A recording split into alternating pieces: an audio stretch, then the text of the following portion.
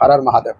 महाभारत इतिहास में अब तक का सबसे बड़ा युद्ध माना जाता है, जिसमें असंख्य लोगों को अपने प्राणों की बलि देनी पड़ी थी। महान गणितज्ञ आर्यभट्ट के अनुसार महाभारत युद्ध 3137 ईसा पूर्व में हुआ। 18 दिन के इस युद्ध में प्रत्येक दिन अलग अलग प्रकार की घटनाएं हुई। महान योद्धा मृत्यु को प्राप्त हुए। योगेश्वर श्री कृष्ण ने हर प्रकार से धर्म की रक्षा की। हर दिन जय और पराजय के उदाहरण प्रस्तुत हुए। हम आज प्रत्येक दृश्य का वर्णन करेंगे। आपसे निवेदन है कि हमारे साथ इस वीडियो के अंत तक जुड़े रहें। महाभारत युद्ध आरंभ होने से पहले भीष्म पितामह के सुझाव के परिणाम स्वरूप कौरवों और पांडवों दोनों पक्षों की सहमति से युद्ध के कुछ नियम बनाए गए, जो इस प्रकार हैं। प्रतिदिन युद्ध लड़ने का समय सूर्योदय से सूर्यास्त तक होगा। समान अवधि वाले लोग आपस में युद्ध कर सकेंगे, जैसे रथ वाले रथ वालों से, हाथी सवार अन्य हाथी सवारों से और पैदल पैदल से। यदि कोई इस युद्ध में भयभीत होकर शरण में आए तो उस पर अस्त्र या शस्त्र से प्रहार नहीं किया जाएगा। युद्ध में जो भी लोग सेवक की भूमिका में होंगे उन पर किसी भी प्रकार का कोई प्रहार नहीं किया जाएगा। निहत्थे योद्धा पर अस्त्र नहीं उठाए जाएंगे। एक वीर के साथ एक से अधिक वीर युद्ध नहीं करेंगे। दोस्तों, अब हम बात करेंगे महाभारत के 18 दिनों की श्रृंखला की। प्रत्येक दिन क्या हुआ और किस पक्ष को क्या हानि हुई। तो आइए शुरू करते हैं। महाभारत युद्ध का पहला दिन। युद्ध आरंभ होने से पहले अर्जुन एवं भगवान श्री कृष्ण का रथ दोनों सेनाओं के मध्य खड़ा था। भगवान श्री कृष्ण अर्जुन को गीता का उपदेश देते हैं। इसी मध्य भीष्म पितामह घोषणा करते हैं कि युद्ध आरंभ होने वाला है। यदि कोई भी योद्धा दल बदलना चाहे तो वो स्वतंत्र है। यह सुनने के पश्चात धृतराष्ट्र का पुत्र कौरवों का दल छोड़कर पांडवों की ओर चला गया। इसके पश्चात अर्जुन ने अपने देवदत्त नामक शंख से नाद करके युद्ध की घोषणा की। प्रथम दिन पांडवों को अधिक हानि हुई। इस दिन कुल 10,000 सैनिकों की मृत्यु हुई। अभिमन्यु ने भीष्म का धनुष और उनके रथ का ध्वज दंड काट दिया। भीम ने दुशासन पर आक्रमण किया।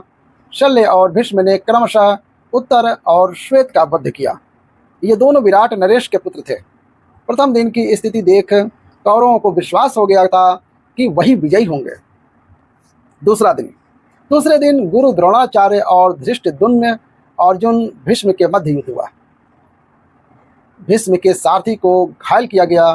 द्रोण ने सात्विकी का कई बार धनुष तोड़ा और बार बार उसे पराजित किया। भीष्म ने अर्जुन और श्री कृष्ण को घायल किया। भीम का युद्ध निषाद और कलिंगों के साथ हुआ और भीम ने हजारों की संख्या में सैनिकों का वध कर दिया। कौरवों के पक्ष में केतुमान, कलिंगराज, भानुमान और बहुत से कलिंग वीर योद्धा मारे गए। अर्जुन ने भीष्म को नरसंहार करने से रोक कर रखा और इस प्रकार दूसरे दिन पांडवों के पक्ष में रहा एवं कौरवों का नुकसान ज्यादा हुआ। युद्ध का तीसरा दिन। दोनों पक्षों ने सैनिक वीर की रचना की। पांडवों की ओर से भीम और अर्जुन और कौरवों की ओर से दुर्योधन सुरक्षा कर रहे थे। तीसरे दिन भीम ने घटोत्कच के साथ मिलकर दुर्योधन की सेना को युद्ध से भगा दिया। यह देख भीष्म ने भीषण संहार मचा दिया। तब भगवान श्री कृष्ण ने अर्जुन से भीष्म का वध करने के लिए कहा, परंतु अर्जुन साहस नहीं जुटा पाए। तब भगवान श्री कृष्ण ने स्वयं ही भीष्म का वध करने के लिए आगे बढ़ते हैं। यह देख अर्जुन ने श्री कृष्ण को आश्वासन दिया कि अब वो पूरे साहस के साथ युद्ध करेंगे। इसके पश्चात अर्जुन ने कौरव सेना का भीषण संहार किया, जिसमें उन्होंने शुद्धरथ, प्राचित, सौवीर आदि गणों को समाप्त कर दिया। भीम ने भी सैकड़ों सैनिकों को मार गिराया और इस दिन भी कौरवों को अधिक हानि हुई। चौथे दिन कौरवों ने अर्जुन पर बाणों की वर्षा कर दी, परंतु अर्जुन ने बाण चलाने वाले सभी सैनिकों को मार गिराया। इस दिन भीम ने कौरवों की सेना में भय प्राप्त कर दिया था। दुर्योधन ने भीम का वध करने के लिए अपनी गज सेना को भेजा, परंतु भीम ने घटोत्कच की सहायता से पूरी गज सेना को समाप्त कर दिया और चौथा कौरवों का वध किया। इस दिन भीष्म को अर्जुन और भीम ने चुनौती दी। पांचवें दिन भीष्म ने पांडव सेना में हाहाकार मचा दिया। इस दिन दोनों ही पक्षों की सैनिकों का बड़ी संख्या में वध हुआ। भीष्म को नियंत्रण में करने के लिए अर्जुन और भीम ने उनके साथ युद्ध किया। सात्विकी ने द्रोण को नियंत्रण में रखा, परंतु बाद में भीष्म द्वारा सात्विकी को युद्ध स्थल से भगा दिया गया। इस दिन सात्विकी के 10 पुत्र मृत्यु को प्राप्त हुए। छठा दिन, दोनों पक्षों ने अपनी अपनी सेनाएं युद्ध क्षेत्र में उतारी। पांडवों की सेना मकर व्यूह आकार और कौरवों की सेना क्रोच व्यूह आकार की थी। दोनों सेनाओं में भयंकर युद्ध हुआ और दुर्योधन अपनी सेना की हानि देखकर बार बार क्रोधित होता रहा, परंतु भीष्म उसे समय समय पर समझाते रहे और इस दिन के अंत में भीष्म ने पांचाल सेना का संहार किया। सातवां दिन, सातवें दिन फिर से दोनों पक्षों ने भिन्न भिन्न आकृतियों में युद्ध क्षेत्र में अपनी सेनाएं एकत्रित की। पांडवों ने वज्रवीर और कौरवों ने मंडलाकार व्यूह की आकृति में सेना व्यवस्थित की। मंडलाकार में हाथी अनेक रथों के द्वारा, रथ अश्वारोहियों के द्वारा, अश्वारोही धनुर्धर के द्वारा और धनुर्धर सैनिकों द्वारा सुरक्षित किए गए। इस पूरी सेना के बीच में दुर्योधन था। इतनी सुरक्षा और युक्ति के बाद भी अर्जुन ने कौरवों की सेना में हाहाकार मचा दिया। इस दिन धृष्टद्युम्न द्वारा दुर्योधन को पराजित किया गया। अर्जुन की दूसरी पत्नी उनुपी के पुत्र एरावान ने विंध्य और अनुविंध्य को परास्त किया। नकुल और सहदेव ने शल्य को युद्ध क्षेत्र से भगा दिया। दूसरी ओर घटोत्कच को युद्ध क्षेत्र से भगाया और भीष्म ने पांडव सेना का भयंकर संहार किया। इस दिन विराट पुत्र शंख मारा गया, जो कौरव सेना के लिए एक बहुत बड़ी हानि थी। आठवां दिन, पांडवों ने 3 शिखर वाले व्यूह की रचना की और कौरवों द्वारा कछुआ व्यूह की रचना की गई। इस दिन भीम ने दुर्योधन के 8 भाइयों का वध किया। वहीं अर्जुन पुत्र एरावान का वध बकासुर पुत्र अम्बरीश के द्वारा किया गया। घटोत्कच ने दुर्योधन पर शक्ति का प्रयोग किया, परंतु प्रहार के समय ही बंग नरेश बीच में आ गए और स्वयं पर प्रहार लेकर दुर्योधन के प्राण बचा लिए और इस प्रकार बंग नरेश की मृत्यु हो गई। शक्ति के प्रहार के कारण दुर्योधन घटोत्कच से भयभीत था। इसके पश्चात भीष्म से आज्ञा लेकर वह अपने घटोत्कच को पराजित कर भीम समेत अनेक पांडव सैनिकों को पीछे की ओर ढकेल दिया और 8वें दिन भीम ने दुर्योधन के 9 अन्य भाइयों का वध किया। इस प्रकार एक ही दिन में धृतराष्ट्र के कुल 17 पुत्र मारे गए। इस दिन दोनों ही पक्षों को क्षति पहुंची, परंतु कौरवों को अधिक हानि का सामना करना पड़ा। महाभारत युद्ध का 9वां दिन। महाभारत के 9वें दिन घमासान युद्ध हुआ। इस दिन दुर्योधन ने भीष्म से कर्ण को युद्ध में लाने की बात कही। तब भीष्म ने आश्वासन दिया कि या तो हम किसी पांडव का वध कर देंगे या श्री कृष्ण को शस्त्र उठाने के लिए विवश कर देंगे। इसके पश्चात भीष्म ने अर्जुन को रथ को ध्वस्त करके अर्जुन को घायल कर दिया और अंततः श्री कृष्ण को युद्ध में शस्त्र न उठाने की प्रतिज्ञा तोड़नी पड़ती है और कृष्ण अर्जुन के रथ का पहिया उठाकर भीष्म की ओर दौड़ पड़ते हैं, परंतु कुछ ही क्षणों में वे शांत हो जाते हैं। इस दिन भीष्म ने पांडवों की सेना का भारी संख्या में वध किया, जिस कारण पांडवों को 9वें दिन बहुत बड़ी हानि का सामना करना पड़ा। 10वां दिन, चूंकि भीष्म ने पांडवों के अधिकांश सेना को समाप्त कर दिया था, पांडवों की सेना में भय व्याप्त हो गया। तब भगवान श्री कृष्ण के कहे अनुसार पांडव भीष्म के पास जाकर उनकी मृत्यु का उपाय पूछते हैं। कुछ देर विचार करने के पश्चात भीष्म ने पांडवों को उपाय बताया। इसके बाद भीष्म ने मत्स्य और पांचालों का संहार किया। पांडव पक्ष ने शिखंडी को भीष्म के साथ युद्ध करने के लिए भेजा। शिखंडी को डरता हुआ देखकर भीष्म ने अपने शस्त्र और अस्त्र त्याग दिए और अर्जुन ने न चाहते हुए भी भीष्म की देह को बाणों से बेध दिया। इस प्रकार 10वें दिन भीष्म बाणों की शैया पर लेट गए। भीष्म को अपने पिता शांतनु से इच्छा मृत्यु का वरदान प्राप्त था, इसलिए उन्होंने उत्तरायण होने पर भी अपने देह त्यागी। इस दिन कौरवों ने अपने एक महान योद्धा को खोया, इसलिए कौरव पक्ष को अधिक क्षति हुई। महाभारत युद्ध का 11वां दिन। भीष्म के बाणों की शैया पर लेटने के पश्चात कर्ण के सुझाव के परिणाम स्वरूप द्रोण को सेनापति बनाया गया। दुर्योधन और शकुनी ने द्रोण से कहा कि यदि युधिष्ठिर को बंदी बना लिया जाए तो युद्ध उसी क्षण समाप्त हो सकता है। जब दिन के अंत में द्रोण युधिष्ठिर को पराजित करने के पश्चात जैसे उन्हें बंदी बनाने के लिए आगे बढ़ते हैं, तब अर्जुन ने बाणों की बौछार करना आरंभ कर दिया और युधिष्ठिर को बचा लिया। इस दिन कर्ण ने पांडवों की बड़ी संख्या में संहार किया। फिर सात्विकी और कर्ण, भीम तथा शल्य और सहदेव तथा शकुनी एवं अर्जुन और सुशर्मा के मध्य युद्ध हुआ। इस दिन पांडवों को अधिक क्षति का सामना करना पड़ा। 12वां दिन। 11वें दिन कौरवों और युधिष्ठिर को बंदी नहीं बना पाए, इसलिए अगले दिन कौरवों ने फिर से युधिष्ठिर को बंदी बनाने की योजना बनाई और युधिष्ठिर से लड़ने के लिए विदर्भ देश के राजा को बहुत दूर अर्जुन को युद्ध में व्यस्त करने के लिए कहा, जिसके अर्जुन की अनुपस्थिति में युधिष्ठिर को आसानी से बंदी बनाया जा सके। परंतु अर्जुन समय पर पहुंच गए और उन्होंने फिर से युधिष्ठिर को बंदी बनाने से बचा लिया। अर्जुन को दूर ले जाते समय युधिष्ठिर के साथ साथ सात्विकी थे। सात्विकी ने द्रोण के रथ का पहिया का काट दिया और रथ के सभी अश्वों को मार गिराया। सात्विकी ने कौरव पक्ष के अनेक शक्तिशाली योद्धाओं का वध किया, जिसमें सुदर्शन, म्लेच्छों की सेना, जलसंधि और उनकी गत सेना, कर्ण का पुत्र प्रसन्न और सुदर्शन आदि थे। भूरिश्रवा ने हर बार सात्विकी को पराजित किया और हर बार उसे अर्जुन और कृष्ण द्वारा बचाया गया। इस दिन दोनों ही पक्ष बराबर की टक्कर पर थे। 13वां दिन। दुर्योधन ने राजा भद्रदत्त को अर्जुन से युद्ध करने के लिए भेजा। भगदत्त ने भीम को पराजित किया और उसके पश्चात भगदत्त और अर्जुन का युद्ध हुआ और इसी बीच भगदत्त ने अर्जुन पर वैष्णवास्त्र से प्रहार किया। श्री कृष्ण ने वैष्णवास्त्र को अपने ऊपर लेकर अर्जुन की रक्षा की। भगदत्त की आयु बहुत अधिक होने के कारण उनके माथे की खाल आंखों तक आती थी, जिससे उन्हें दिखना बंद हो जाता था। खाल आंखों पर न आए, इसके लिए भगदत्त ने माथे पर पट्टी बांधते थे।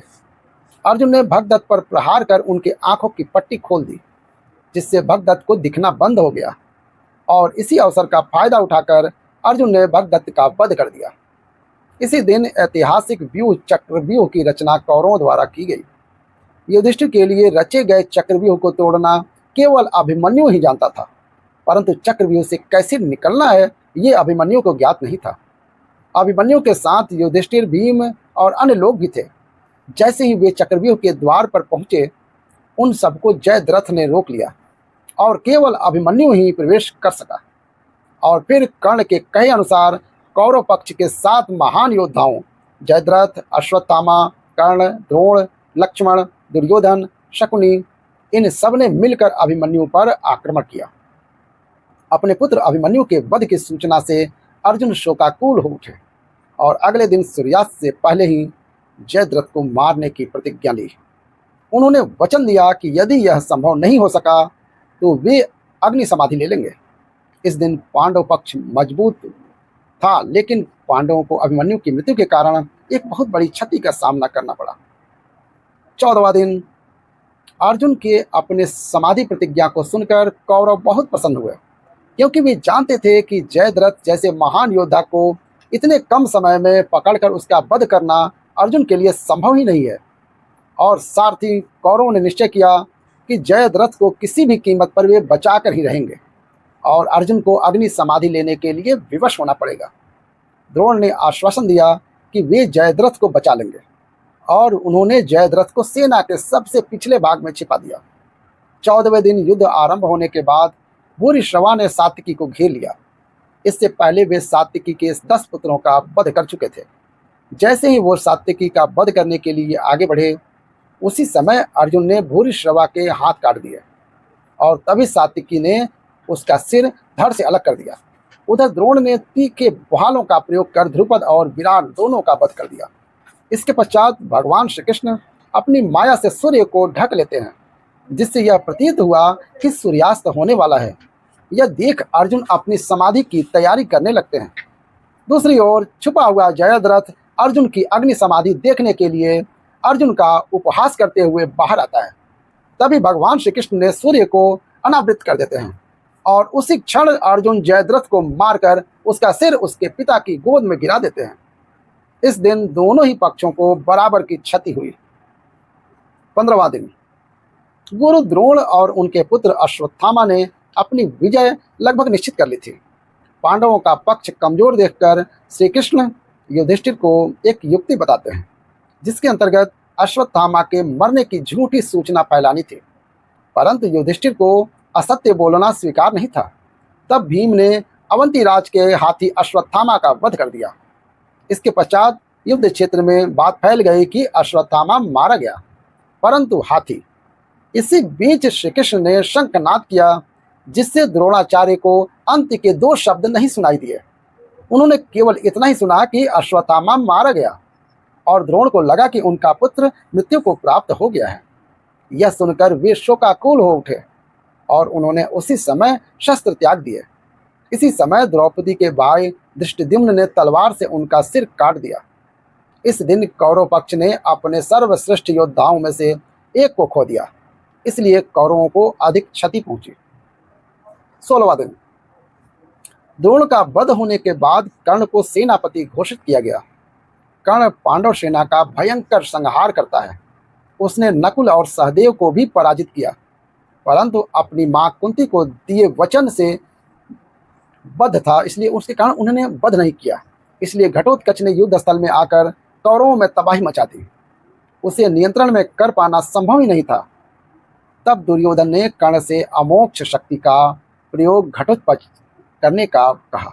कर्ण ने अमोघ शक्ति को अर्जुन के वध के लिए बचा कर रखा था, क्योंकि अमोघ शक्ति का प्रयोग केवल एक ही शत्रु के वध के लिए किया जा सकता था। दुर्योधन के कहने पर कर्ण ने अमोघ शक्ति से घटोत्कच का वध कर दिया और भीम ने दुशासन का वध किया। इस दिन दोनों पक्षों को बराबर की हानि हुई। 17वां दिन। महाभारत के 17वें दिन शल्य को कर्ण का सारथी बनाया गया। कर्ण ने भीम और युधिष्ठिर को पराजित किया, परंतु फिर से कुंती को दिए वचन के कारण उनके प्राण नहीं लिए। उसके पश्चात कर्ण और अर्जुन के मध्य युद्ध हुआ। युद्ध के बीच कर्ण के रथ का पहिया धरती में धंस गया और वो पहिया निकालने में व्यस्त हो गया। इसी के चलते श्री कृष्ण ने अर्जुन को कर्ण का वध करने का आदेश दिया। इस प्रकार अर्जुन ने असहाय अवस्था में कर्ण का वध किया। कर्ण की मृत्यु के पश्चात कौरव पक्ष का मनोबल पूरी तरह से टूट चुका था। कर्ण के बाद शल्य को सेनापति घोषित किया गया और दिन के अंत में शल्य का वध युधिष्ठिर के द्वारा किया गया। इस दिन कौरव पक्ष को भयानक क्षति हुई। महाभारत युद्ध का 18वां दिन।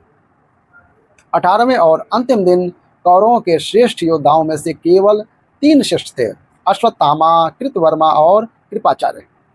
अश्वत्थामा ने प्रतिज्ञा ली कि वो इस दिन पांडवों का वध करेगा। इन तीनों योद्धाओं के द्वारा रात्रि में पांडवों के शिविर पर आक्रमण किया गया। अश्वत्थामा ने द्रौपदी के 5 पुत्र पांचालो, शिखंडी, धृष्टद्युम्न सपेत अनेक योद्धाओं का वध किया। पिता की छलपूर्वक मृत्यु से अश्वत्थामा ने बहुत ही आक्रामक रूप ले लिया था और उसने ब्रह्मास्त्र का प्रयोग किया, जिससे रणभूमि में भयंकर संहार हुआ। अश्वत्थामा का भयानक रूप देख भगवान श्री कृष्ण ने उसे कलयुग के अंत तक धरती पर भटकने का श्राप दिया। इसके पश्चात सहदेव ने शकुनी का वध किया और भीम ने दुर्योधन के अन्य भाइयों का वध किया। अपनी पराजय देख दुर्योधन एक सरोवर के स्तंभ में जाकर छिप जाता है और फिर पांडवों द्वारा ललकारे जाने पर दुर्योधन भीम से गदा युद्ध करने के लिए करता है और भीम ने छलपूर्वक उसकी जंघा पर प्रहार किया, जिससे दुर्योधन मृत्यु को प्राप्त हुआ। इस प्रकार महाभारत युद्ध में अंततः पांडवों को विजय प्राप्त हुई। तो दर्शकों, यह था महाभारत युद्ध का घटनाक्रम। आशा करते हैं आपको ये वीडियो पसंद आई होगी और इसी के साथ हम आज के लिए आपसे विदा लेंगे। मिलते हैं जल्द ही अगली वीडियो में। और अगर वीडियो अच्छी लगी हो तो प्यारा सा लाइक करें और ऐसी वीडियो देखने के लिए हमारे YouTube चैनल महादेव के भक्त शर्मा जी को सब्सक्राइब करके बेल आइकन दबा दें। हर हर महादेव।